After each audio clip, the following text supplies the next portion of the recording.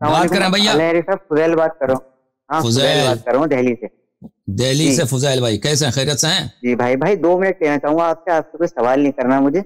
میں بس آپ کو 2 منٹ میں اپنی کہانی سناتا ہوں. میں 19-20 سال تک بریلوی رہا. اس کے بعد میں نے انجینئر مرزا کو سننا شروع کرا. اس وجہ سے میرے دل میں مولا علی کی محبت ہے. ٹھیک ہے. اس کے بعد میں نے پھر وہ یا کئی ساری ویڈیوز دیکھی. اس سے مجھے پتا چلا کہ پھر میں شیعہ ہو گیا مطلب. اچھا اب جو مسئلہ یہاں پر آتا ہے کہ میرے کو آج کی ڈیٹ میں مجھے شیعہ کتب چاہیے اور مجھے یہ پتہ کرنا ہے کیونکہ میں اکثر کوئی بھی سنیوں کو سوال کرتا ہوں ان کا جواب دیتا ہوں تو وہ یہ کہتے ہیں کہ تمہاری تو سند ہی صحیح نہیں ہے. وہ یہی بولتے ہیں کہ ہماری بخاری مسلم میں دیکھو یہ راوی تمہارے پاس تو کوئی راوی ہی نہیں ہے اور ہم تمہاری بات کیسے مان لیں. تو میں آپ سے بس یہ پوچھنا چاہتا ہوں کہ ہماری جو شیعہ کی کتابیں ہیں ان کی سند آپ مجھے بتا دیجیے تاکہ میں لوگوں کا منہ بند کروں. تو ابھی دیکھیں یہ کتابوں کی سند اس طرح آرام سے نہیں بتائی جاتی کہ کتابوں کی سند بتاؤں. بہرحال آپ جو بھی کتاب کھولیں گے نا جو بھی کتاب کھولیں گے مثلا کتاب کافی ہے کتاب یہ اصول کافی ہے. دیکھیں اصول کافی ہے کتاب کھولیں گے ہر حدیث کے ساتھ اس کی سند موجود ہے. یا مثلا کسی بھی صفحے میں حدیث کھولیں علی بن ابراہیم عن ابیہ عن قاسم بن محمد عن حفص وبهذا الاسناد علی بن ابراہیم عن فلان محمد بن یحییٰ عن فلان ابن فلان. ٹھیک ہے نا. تو یہ کہنا کہ اس میں راوی نہیں ہے. راوی بہت ہیں اس میں بھائی. ٹھیک ہے نا. ہر حدیث کے ساتھ اس کی سند موجود ہے اس کے راوی موجود ہے. اوکے وہ لوگ تو ان کو مانتے ہی نہیں ہیں. اب ان کا کیا کرا جائے؟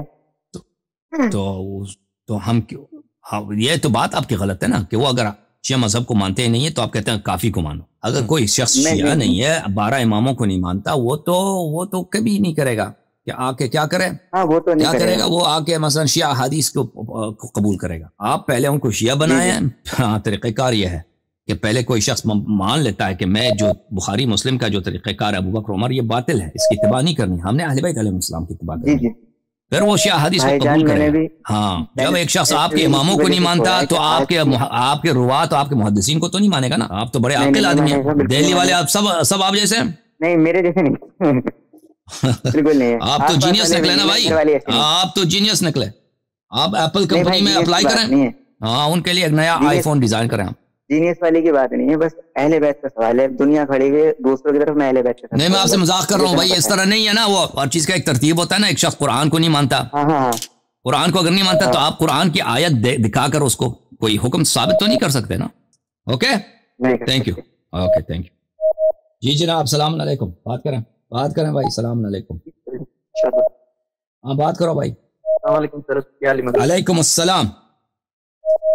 سالاری صاحب پہلے تو آپ کو سلوٹ کرتا ہوں. میں جس طرح سے آپ پہلے بیت کا کیس لڑ رہے ہیں اور جس طرح عمریوں کی اور ان کی آپ دوڑے لگواتے ہیں تو ماشاءاللہ آپ کو اس کے لیے اپریسیشن کی بہت آپ کی تعریف کریں. جتنی بھی کریں کم ہے کیونکہ جو آپ کیس لڑ رہے ہیں ماشاءاللہ یہ اہل بیت کا کیس ہے اور آپ کو انشاءاللہ اس کا اجر ملے گا.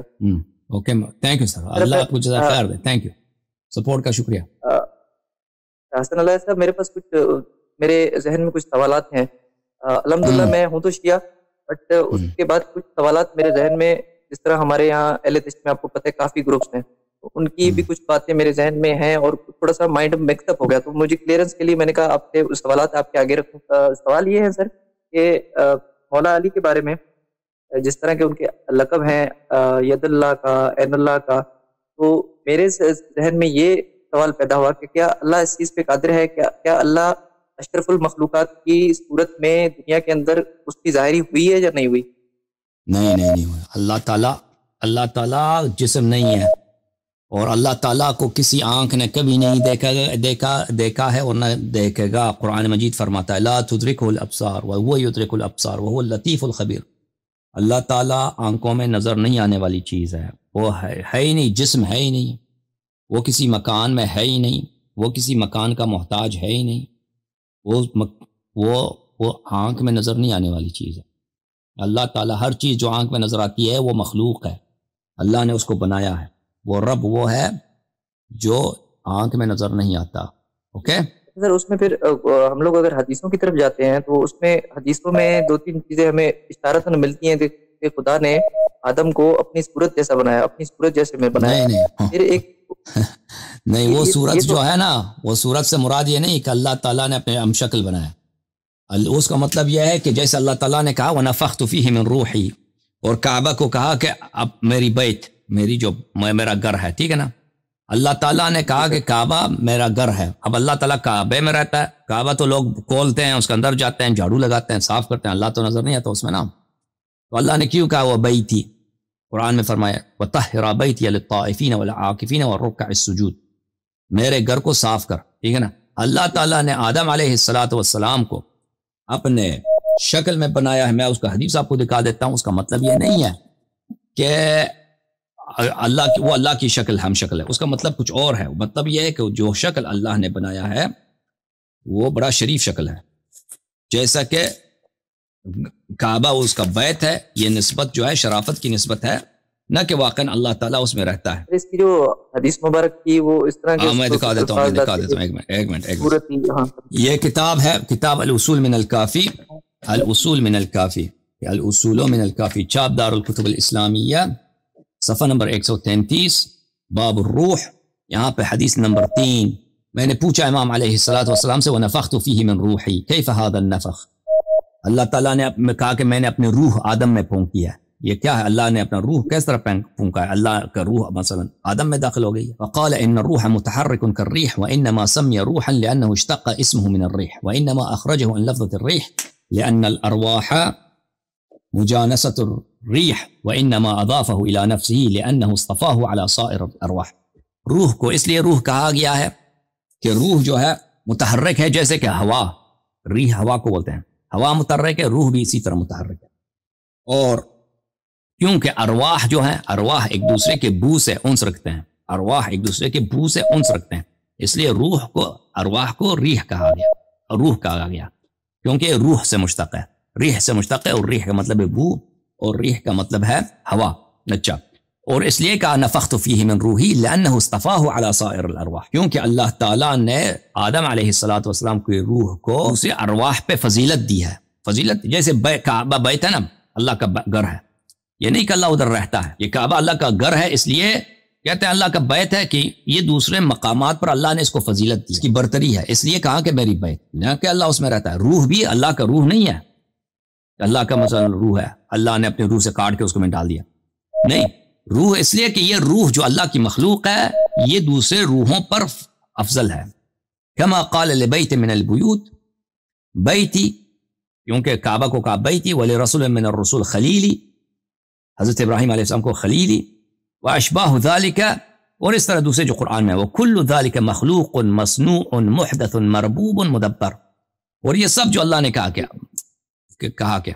مخلوق ہے، کہ روحی و بیتی و خلیلی، یہ سب کے سب کیا ہیں؟ یہ سب اللہ کے مخلوقات ہیں، اللہ کے ارادے کے میں داخل ہیں، یہ اللہ کے وجود سے کٹ کے باہر نہیں آئے. جی ہاں سر، بعض مقامات پہ دیکھیں قرآن میں آیت ہے کہ میں نے انسان کو فار ایگزامپل اپنے دونوں ہاتھوں سے بنایا، وہاں پہ بھی ایک طرح ملتا ہے انسانی جسم دونوں ہاتھوں سے ملایا ہے. وہ حدیث شریف میں ہے کہ دونوں ہاتھوں سے مراد میرے قدرت اور میری نعمت ہے، قدرت اور نعمت. سر پنڈلیوں کا بھی ذکر ہے، اللہ کی پنڈلیاں بھی اس میں، وہ پنڈلیاں اللہ کی پنڈلی نہیں، وہ اللہ کی پنڈلی نہیں ہو، بلے وہ آپ کی پنڈلی ہے. یوم یکشف عن الساق، یعنی انسان اپنے، انسان جو ہے نا، انسان جب انسان پرانے زمانے میں عرب کو اگر خوف ہوتا تھا نا، عربوں کو اگر خوف ہوتا تھا، کوئی ایسی اہم بات ہوتی تھی، تو وہ اپنا جو ان کا جو دھوتی ہوتا تھا اس کو تھوڑا سا اٹھاتے تھے. یہ کس بات کی دلیل ہے؟ اس بات کی ہے کہ یہاں پہ کوئی خوف کی بات ہے، کوئی ایکسائٹمنٹ ہے، کوئی ڈرنے کی بات ہے. قیامت کے دن ڈر کی بات ہے، وہاں پہ خوف کی بات ہے. وَيُكْشَفُ عَنِ السَّاقِ، لوگ اپنے کیا کرتے ہیں؟ اپنی پنڈلیوں کو مکشوف کرتے ہیں، اپنا جو ان کا جو ازار ہے اس کو اوپر اٹھاتے ہیں. نہیں کہ واقعا ازار اوپر اٹھاتے ہیں، یہ ایک اصطلاح ہے، یعنی لوگوں کو بڑا ڈر ہوتا ہے. تو یہ اللہ کی پنڈلی نہیں ہے، قرآن میں کہیں نہیں کہ اللہ کی پنڈلی ہے، کہا کہ پنڈلی نظر آئے گی، پنڈلی اوپر مکشوف ہوگی، پنڈلی مکشوف ہوگی، یعنی لوگوں کو ڈر ہوگا، لوگوں کو خوف ہوگا، نہ یہ کہ اللہ تعالیٰ اپنا پنڈلی نکالے گا، وہاں اس کی پنڈلی ہے ہی نہیں. اوکے سر، میں نے ایک عالم سے جب میری اس بارے میں گفتگو ہوئی، اس نے مجھے بولا کہ اشرف المخلوقات کا جو مقصد ہے، اور آدم علیہ السلام کو جو سجدہ کیا گیا، اس سجدے کے پیچھے یہی راز تھا، جب اللہ نے بولا کہ اس میں میں اپنی روح پھونک رہا ہوں، وہ اللہ کی کوئی نہ کوئی صفتیں ان بندوں میں ظاہر ہوئی ہیں. اس کی ایکسپلینیشن یہ تھی اللہ کی صفت کسی بندے میں ظاہر نہیں ہوتی. اللہ کی صفت اس کی عین ذات ہے، ٹھیک ہے نا، اللہ کی صفت اس کی عین ذات ہے. اللہ کا علم اللہ سے الگ نہیں ہوتا، اللہ کی قدرت، اللہ کی حیات اس سے الگ نہیں ہوتا. پھر نجل بلاغہ نہج البلاغہ کا اگر ریفرنس ڈالیں تو اس میں میں نے مولا علی کا جو خطبات ہیں اس میں کچھ پڑھا ہے کہ انہوں نے اس میں بڑا کلیئرلی ان میں بولا ہے کہ اللہ کو ہم کسی بھی جگہ پہ ایک محدود نہیں کر سکتے ہیں ان کو. فار ایگزامپل اگر ہم لوگ بول رہے ہیں کہ بھائی صرف نور ہے تو کل شیء قدیر کا جو کانسیپٹ ہے اور صرف نور کی حد تک اگر ان کو ہم لے آتے ہیں تو مینس کہ ہم نے ان کی جتنی بھی دوسری جگہ ہے ان پہ ہم لوگوں نے ان کی منفی کر دی کہ وہ نہیں ہے, ہم نے ان کو محدود کر دیا نور تک. فار ایگزامپل کرو اللہ اس طرح نور نہیں ہے جو آپ سمجھتے ہیں. لائٹ ہے نا, جو لائٹ ابھی ٹی وی جو بجلی آ جاتی ہے تو لائٹ آ جاتا ہے, یا اگر بتی جلاتے ہیں یا موم بتی جلاتے ہیں تو لائٹ آ جاتا ہے. اللہ اس طرح کا نور نہیں ہے سورج کی جو لائٹ ہے. اللہ نور ہے یعنی ہادی ہے, ہدایت دیتا ہے, فزیکل نور نہیں ہے اللہ تعالیٰ. سر کسی حدیث مبارک میں جہاں فار ایگزامپل اللہ کے حوالے سے محمد صلی اللہ علیہ وسلم کا جو معراج تھا, جہاں اہل بیت اکرام جتنا بھی ہے میں اللہ کو مطلب کس کانسیپٹ میں بیان کیا گیا, اگر آپ میری رہنمائی فرما دیں. مطلب اللہ کو ہم لوگ کس لیول پہ جا کے سوچیں کہ مطلب کیسے ہیں وہ, کیا سوچ سکتے ہیں ان کے بارے میں؟ اللہ تعالیٰ کوئی چیز جو آپ کے ذہن میں آتا ہے نا وہ اللہ نہیں ہے. اللہ تعالیٰ ذہن میں نہیں آتا, بس اتنا آ جاتا ہے انسان کے ذہن میں کہ اس عالم کا ایک مخلوق ہے, وہ وحدہ لا شریک ہے, وہ ہر چیز پہ قادر ہے, لیکن وہ کس طرح ہے وہ انسان کے ذہن میں نہیں آتا. وہ اللہ تعالیٰ آپ کے ذہن میں کبھی جو بھی آپ کے ذہن میں آئے گا وہ آپ کی ذہن کی مخلوق ہوگی, وہ اللہ نہیں ہوگا. اللہ کیا کون ہے؟ اللہ اس عالم کا خالق ہے. اللہ کسی کے ذہن میں نہیں آتا, اللہ ایک جگہ میں سما نہیں جاتا.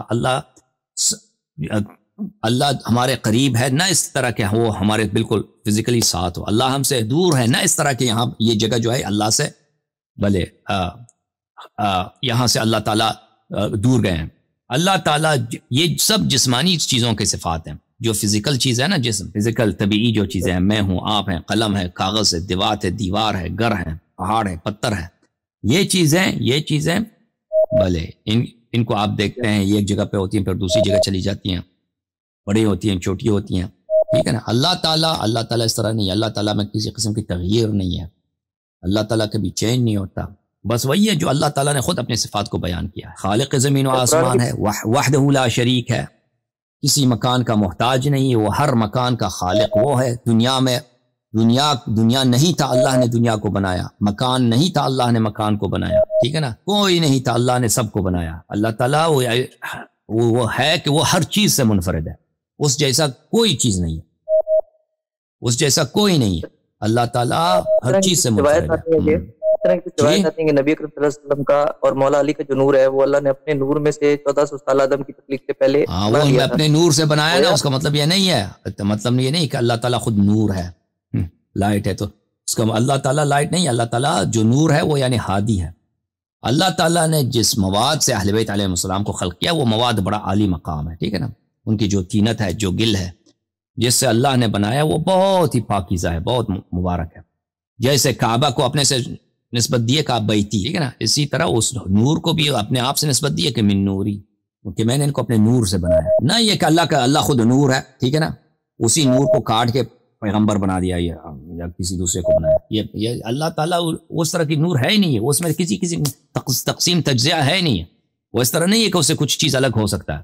یہ ہم اور آپ ہیں کہ ہم سے کچھ چیز الگ ہو سکتا ہے نا, ہمارا ایک جزء ہم سے کوئی کاٹ کے نکال دے. اوکے, یا اللہ تعالیٰ کوئی سورج ہے مثلا, سورج کی طرح اس سے نور نکلتا ہے, اسی کے نور کو مثلا کاٹ کے جمع کر کے پیغمبر کو بنایا. اللہ تعالیٰ اس طرح ہے ہی نہیں. نستجیر باللہ, یہ سب مخلوقات کی صفات ہے. اوکے, خدا حافظ میرے بھائی. آخری کالر بھائی, السلام علیکم, بات کریں بھائی, وہ بات کرو بھائی. ہلو جناب. ہلو, یہ علی مدد. کون بول رہے ہیں بھائی؟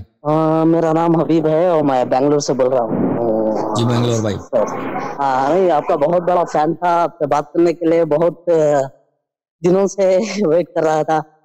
آج مولا کا شکر ہے کہ آپ سے بات کرنے کا موقع ملا, کیونکہ میں نے جتنے بھی مطلب ایکچولی میں بلانگ کرتا ہوں سنی فیملی سے, اور ادھر کیا ہوا مطلب لائک جب سے میں نے آپ کے تھوڑے بہت جو اب جو ایرانین لینگویج میں جو اسپیچز دیتے تھے نا, جو انگلش سب ٹائٹلز آتے تھے, تو میں اس چیز کو دیکھ کر اس چیز سے میں بہت متاثر ہوا. اور اس کے بعد مجھے یہ باغ فدق کے بارے میں جب آپ نے کہا تھا تو اس کے بارے میں تھوڑی بہت ریسرچ کی، اور اس کے بعد جنگ جمل، جنگ صفین، کیونکہ یہ سب چیزیں تو ادھر تو بتاتے نہیں ہیں، تو یہ سب چیزوں کے بارے میں بہت زیادہ ریسرچ کی، بعد میں جا کے حقیقت پتہ چلی، اور تھوڑے سال تو بہت کشمکش میں رہا، اب تو الحمدللہ میں نے شیعہ مذہب کو قبول کر لیا ہے سر. الحمدللہ الحمدللہ. اوکے تھینک یو جی، سر، خدا آپ کو جزائے خیر دے. سب کچھ آپ ہی کی بدولت ہے سر، وہ آپ نہیں ہوتے تو حق کا راستہ نہیں ملتا. مولا آپ کو جزائے خیر رکھے اور اپنے امان میں رکھے اور معصومین کے سائے میں آپ کو محفوظ رکھے. تھینک یو میرے بھائی، خدا آپ کو عزت، اللہ تعالیٰ آپ کو جزائے خیر، اللہ تعالیٰ آپ جیسے لوگ بھائیوں کو مجھے مزید دیں. تھینک یو میرے بھائی، تھینک یو. آپ سب کا بہت شکریہ میرے عزیز.